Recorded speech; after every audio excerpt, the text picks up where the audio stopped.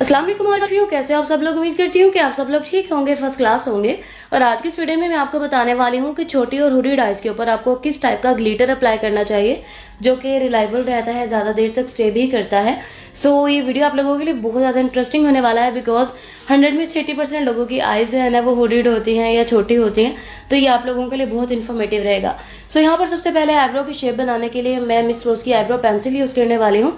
इसकी एक साइड के ऊपर पेंसिल है और एक साइड के ऊपर स्पूली है, और इसके साथ आप आईब्रो की शेप को इस तरह से डिफाइन कर सकते हो कि वो ओवर नहीं लगेगी और नेचुरल लगेगा कि नेचुरल आपकी आईब्रो की शेप ही ऐसी है। ठीक है, अगर आप अपनी आईब्रो को हैवी करना चाहते हो, ज़्यादा डार्क बनाना चाहते हो, फिर आपको कोई पाउडर कलर फिल करना पड़ेगा, जैसा कि मैं मुसरत मिसबा का आईब्रो पैलेट यूज़ करती हूँ कभी कभी, और स्पूली के साथ फिर इसको हम बहुत अच्छे से नीट कर लेंगे।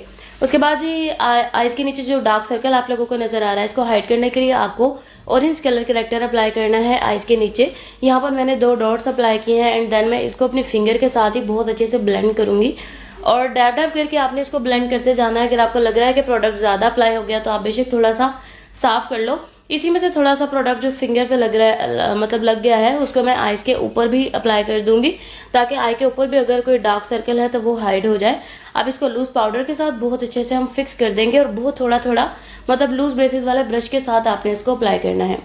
अब यहाँ पर मेरे पास ये मिस रोज का कंसीलर है, आप किसी भी ब्रांड का कंसीलर यूज़ कर सकते हो। इस कंसीलर को हम जो है वो बहुत अच्छे से अप्लाई करेंगे according to this eyebrow shape and then इसको हम जो है ना वो ब्यूटी ब्लेंडर के साथ ब्लेंड करेंगे। आइज़ के नीचे भी और आईब्रो को ऊपर वाली साइड से भी ऑब्वियसली आपको नीट करना पड़ेगा। जब आप आईब्रो की शेप बना लेते हो फिर आपको कंसीलर लगाते हुए बहुत एहतियात से काम करना पड़ता है ताकि आपकी आईब्रो की शेप जो है वो ख़राब ना हो जाए।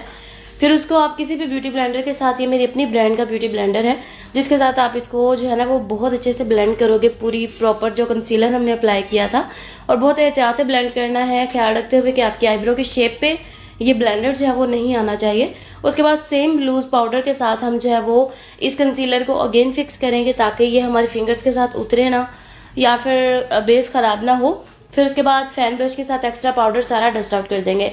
अच्छा, यहाँ पर मेरे पास जो है ना आप देख लो पहले आइज़ किस तरह की लग रही हैं। बहुत ज़्यादा रिंकल्स हैं आइज़ के ऊपर बिकॉज हुड जो है ना वो काफ़ी ज़्यादा है। Night queen eye shadow palette है ब्यूटी फैब आमना का, जिसके अंदर से मैंने पीच कलर लिया है एंड इसको मैं आई की कंटोरिंग के लिए यूज़ करने वाली हूँ। जैसा कि मैं आपको हमेशा बताती हूँ कि जब भी आई मेकअप करना होता है तो सबसे पहले आपको आई की कंटोरिंग करनी होती है, आपकी आई को डेफिनेशन देने के लिए, एंड देन आप कोई और कलर अप्लाई करोगे। सेम कलर को हम फ्लैट ब्रश के साथ आइज़ के नीचे भी अप्लाई कर देंगे क्योंकि ऑब्वियसली हमें आइज़ के नीचे भी कलर लगाना है, जस्ट आई के ऊपर नहीं लगाना।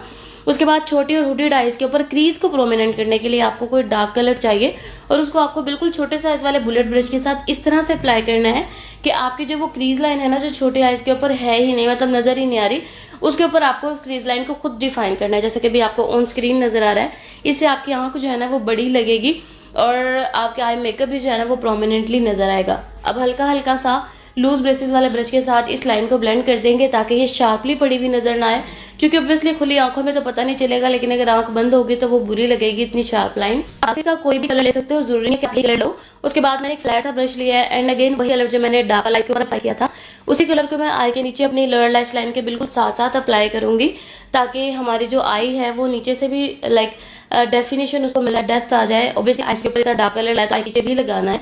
उसके बाद यहाँ पर मेरे पास 3 टाइप के ग्लिटर्स हैं। अगर आप लोग देखो तो तीनों का टेक्सचर जो है वो डिफरेंट है, मतलब तीनों की लुक्स डिफरेंट है। एक सबसे पहले यहाँ पर चंकी ग्लिटर मेरे पास, इसमें बहुत मोटा वाला चंक्स मिलता है। दूसरा यहाँ पर मेरे पास फाइन ग्लिटर है जिसके अंदर पिसा हुआ ग्लिटर होता है, नॉर्मल पिसा हुआ, और तीसरा स्पार्कलिंग डस्ट ग्लिटर है। तीनों की लुक डिफरेंट है, तीनों का टेक्सचर डिफरेंट है, तीनों की मतलब कि हर लिहाज से तीनों एक दूसरे से टोटली डिफरेंट है। यहाँ पे आपको इन तीनों ग्लिटर्स का स्वाच करके दिखाने वाली हूँ कि इन तीनों ग्लिटर्स का क्या सीन है। मतलब कि अगर आप चंकी ग्लिटर लगाते हो तो वो इस तरह लगने के बाद, अगर आप फाइन ग्लिटर लगाते हो तो वो इस तरह का लगता है लगने के बाद। लेकिन जो आपका चंकी ग्लिटर होता है ना ये बड़ी आंख के लिए बेस्ट रहता है। ये मैं आपको भी थोड़ा प्रैक्टिकल करके दिखाती हूँ। और जो ये स्पार्कलिंग डस्ट ग्लिटर होता है ये बिल्कुल बारीक पिसा हुआ ग्लिटर होता है और ये बहुत ज्यादा शाइनी होता है, बहुत प्यारा भी लगता है। अभी आप इन तीनों का कंप्लीट लुक देख लो और मुझे बताना कमेंट करके कि आपको इन तीनों में से कौन सा ग्लिटर ज्यादा पसंद है।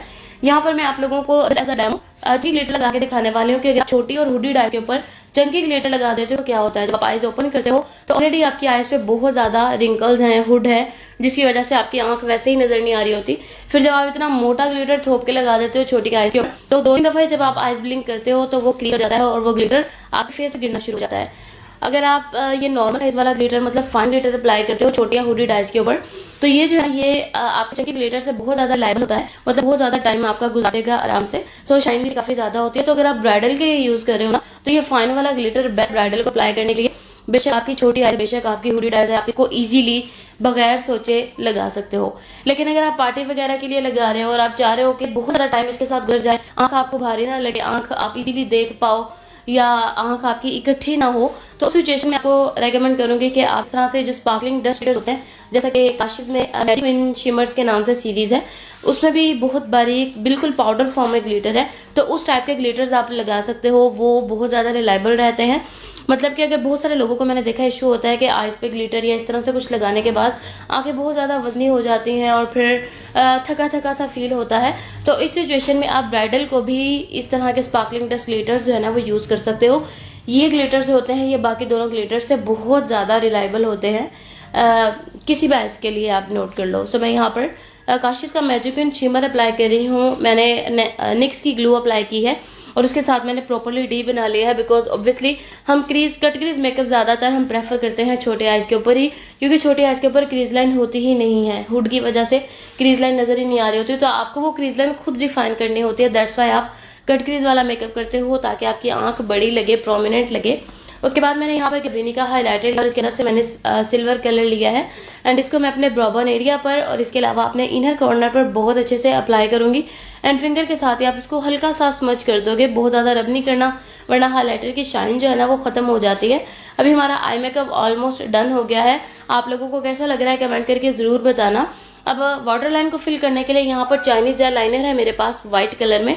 मैं आपको रेकमेंड यही करूँगी कि अगर आप छोटे आइज पे काम कर रहे हो तो हमेशा वाइट जेल लाइनर अप्लाई करना है। आपने वाइट जेल लाइनर से क्या होता है, आपकी आँख खुली खुली और बड़ी बड़ी लगती है, ठीक है। उसके बाद जी मेरे पास काशिश का लिक्विड वाटरप्रूफ आई लाइनर है, जिसके साथ मैं छोटी आइज के ऊपर लाइनर लगाने वाली हूँ। तो छोटी आइज के ऊपर बेशक आप जितना मर्जी लंबा लाइनर लगा लो, लेकिन वो बोल्ड नहीं होना चाहिए, क्योंकि हमें जितना हो सके बारीक लाइनर लगाना है, ताकि जब आँख खुले तो हमारे आँख के ऊपर वाला मेकअप हमें नजर आ सके। जैसा कि अभी आपको ऑन स्क्रीन नजर आ रहा है कि मैंने कितना बारीक सा विंग बनाया है, लेकिन मैंने विंग को अच्छा खासा लंबा रखा है। तो मैंने बहुत सारे लोगों को देखा है कि हुडीड आइज की वजह से लाइनर को या तो लगाते ही नहीं है या फिर जस्ट लैश के ऊपर ऊपर लगाते हैं कि हमारी आँख जो है ना वो नज़र नहीं आती लाइनर लगाने के बाद। तो अगर आप इस तरीके से लाइनर लगाओगे तो आपकी आँख भी नज़र आएगी और वो लाइनर प्यारा भी लगेगा, ठीक है। उसके बाद मेरे पास है जी मेबेलिन का मस्कारा है यहाँ पर दी फाल्सिस। इसके साथ मैं अपनी लैशेस को बहुत अच्छे से वॉल्यूम दूंगी और उसके बाद आप अगर लैशेस लगाना चाहते हो तो लगा लो, नहीं लगाना चाहते हो तो आपकी अपनी मर्जी है। और जी इसके साथ ही फाइनल लुक जो है वो आप लोगों के सामने है। अब आप लोगों ने मुझे कमेंट करके बताना है कि ये लुक आप लोगों को कैसा लगा है। मतलब कि ये कि आप छोटी और हुडेड आइज के ऊपर भी ग्लिटर्स लगा सकते हो, बस आपको ग्लिटर की सिलेक्शन इस तरह से करनी है कि आपका क्लाइंट भी जो है ना वो कंफर्टेबल रहे। ऑब्वियसली कंफर्टेबल जो अगर आप फील करोगे तो आप ज़्यादा देर तक तैयार रह सकोगे और आपका इवेंट अच्छा गुजर जाएगा। अगर आप इजी फील नहीं करते तो आपका पूरा इवेंट जो है ना वो बेकार चला जाता है। आप बस इसी कश्मकश में लगे रहते हो कि किस तरह से हम जो है ना वो अपनी आंखें पूरी तरह खोल सकें या इजी फील कर सकें। सो बस यही कुछ टिप्स हैं जिनके बारे में आप लोगों को पता होना चाहिए, स्पेशली अगर आप सैलून होल्डर्स हो तो आपके पास ये सारी इन्फॉर्मेशन होनी ही चाहिए।